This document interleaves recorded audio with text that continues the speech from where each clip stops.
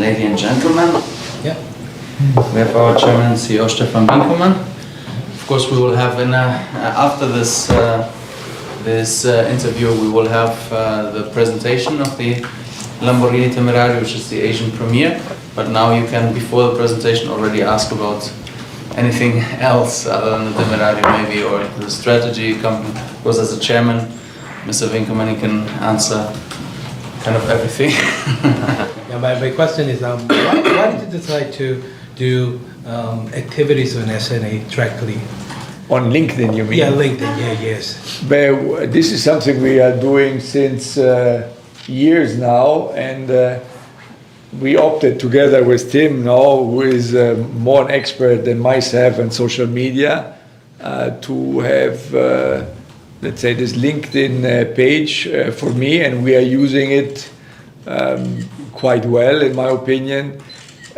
But this is only one channel. I'm not on Instagram, I'm not on X or other social media, because we think that this is one is enough, and this is, let's say, the most linked to our profession, to being an OEM. On the other hand, we are very active, let's say, on the so-called established media channels, and this is what we always continue to do. Mm-hmm. What is secret you're doing as a CEO, making Korea as a CEO for a long time? What's the secret? Because in 2015 you were CEO, now you're a CEO. Yeah, Also always you were on the 2005. top. Yeah. Also 2005 I was this year. No, 2005, yeah. Yeah, it's 20 years now. And, okay. But the point for me is you have to have the right team, and you have to constantly work on yourself, on the company, and never taking for granted that what you did until today is valid also for tomorrow. So with the re-election of US President Trump for a second term, there is a possibility of change in US trade policies, as you already know. Does Lamborghini have any contingency plans to adjust its electrification strategy, in response to such potential challenges? Our strategy is rock solid, because we have now established a full hybridization of all the lineup.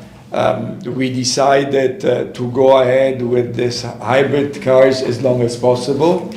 Only by the end of the decade we will add a full electric car. And this is something which we already planned, so we will not change this.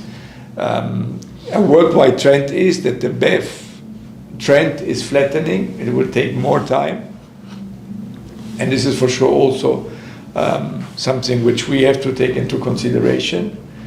But as I said, we already took this into consideration for our brand, that we are not going to be the first ones to adopt the BEV technology.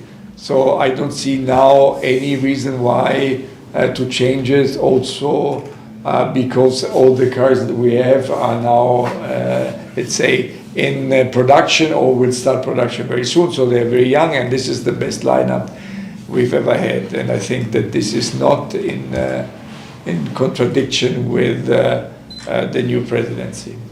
So regarding Lamborghini's electrification strategy, when can we expect the launch of an electric sports car 100%? By the end of the decade. We are saying today we have two supercars, Revuelto and the Temerario. Then we have the Urus SE, and all these are hybrid, and we will keep them hybrid as long as possible. And we will add a fourth model, which will be a GT 2+2 car with more ground clearance. We think that this is a new model. And as an add-on, this will then be the first full electric car, and this will come by 2030. What are your projections for the market next year? But you know, after COVID, the market came back and was even stronger than before COVID pretty soon. This was something which was unexpected for all the manufacturers. We always thought that this could not be an endless trend. So we were always very cautious in terms of balance now between having an order bank and having high residual values, also in Korea. And therefore, now we see that there is a flattening of this curve, but we still see, for us, a market which is strong also in 2025.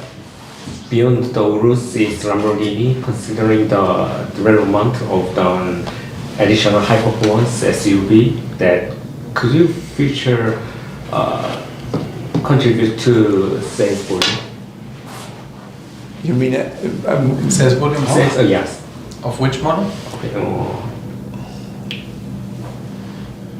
High-performance SUV and additional sales volume. So smaller than Urus? another Urus? You mean? yeah. No. We are not planning to have a smaller SUV or a different SUV. What we are planning is to have, as I said to the lady, a fourth model, which will be then the first full electric Lamborghini, and this will be a two-door 2+2 car. Okay, yes.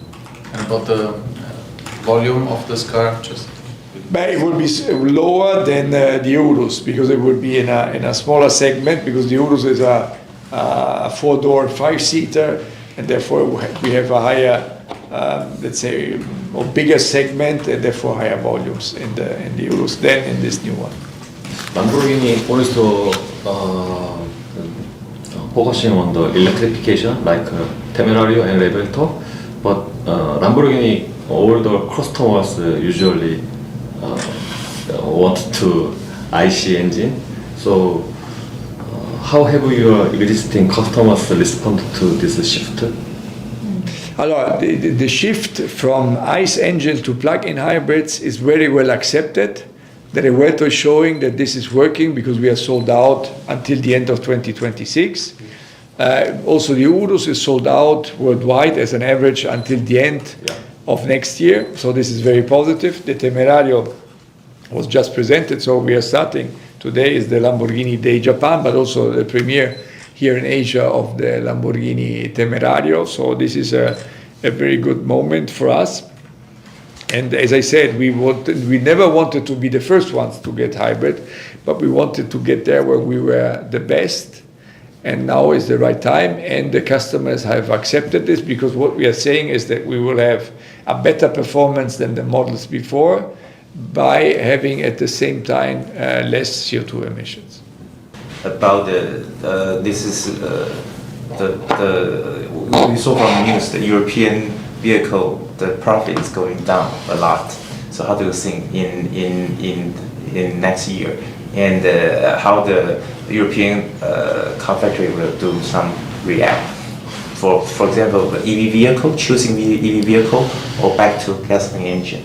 You mean for us or for in general? Two questions for for But for us, our strategy is clear, and what I said before is valid. So the cars are well received, but, and we don't see a flattening of the demand so far, and this is something which, in my opinion, is the right approach, not to go too fast into the new technology, but to have it at the right time, especially for a brand like Lamborghini. So hybrid is accepted. It's also, in terms of pricing, the right positioning. For the other manufacturers, it's clear that if you are going from an ICE engine to an electric engine or an electric car, then you have the issue of the pricing. Usually these cars are more expensive. I'm speaking about, let's say, the global OEMs.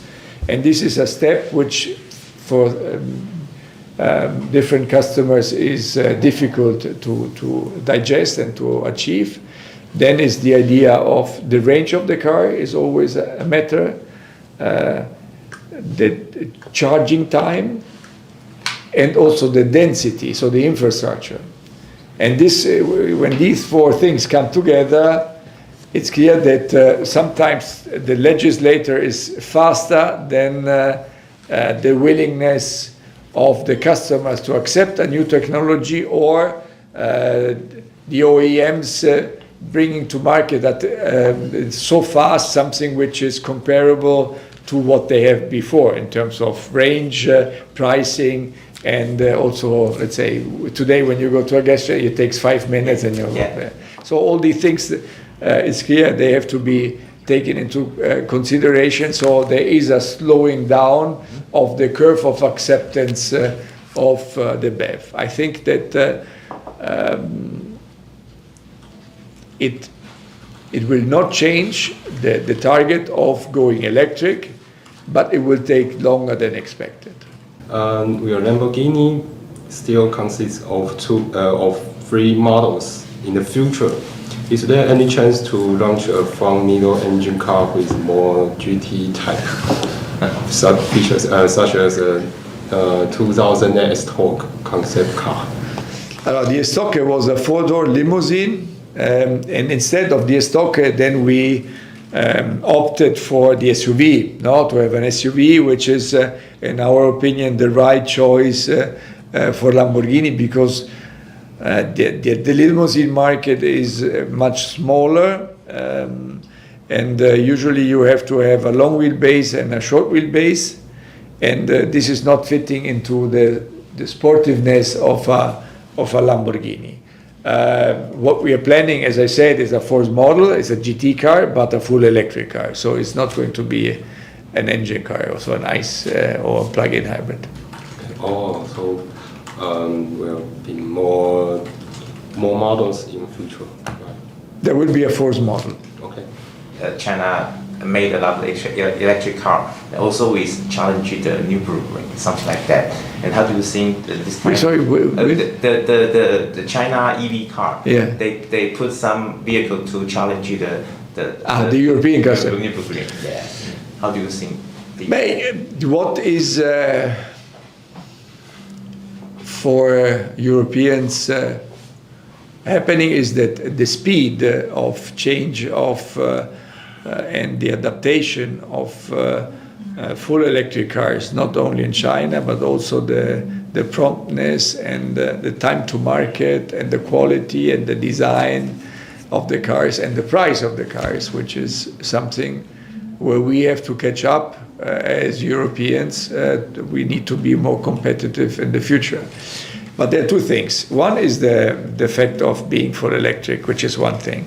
But then it's also all the software element around the cars, which is something where also here the Europeans have to catch up, and I think that this is the challenge for the next years, now to be competitive in technology and in time to market and in cost. Yeah, so if you have more time, only one more question. Please.